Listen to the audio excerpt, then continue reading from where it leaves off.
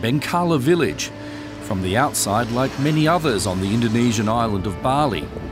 It's home to around 3,000 people, with several dozen who are deaf and mute. But despite their small numbers, they don't feel isolated.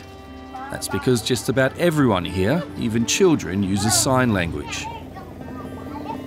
The locals call it kata kalok, or deaf talk, and villagers began learning it so their neighbours wouldn't feel left out. I feel normal in my surroundings because it's not hard to communicate. The sign language in Bengkala is completely different from any other in the world. In Bengkala, it's okay if there's a guide or an interpreter, but if there isn't, it's okay, because almost everyone here knows how to sign.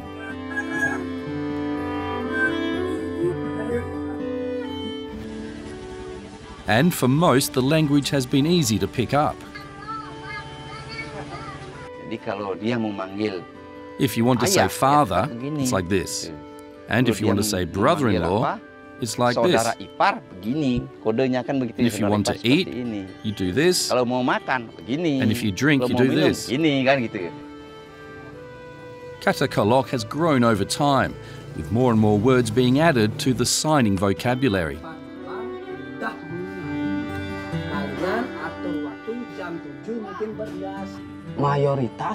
A majority of Bengkala residents understand the sign language because it's also a body language, and it's easy for them to learn. For the hearing impaired, Bengkala has become a bubble of normality where they can live and work like anyone else. But once they leave the village, life gets harder.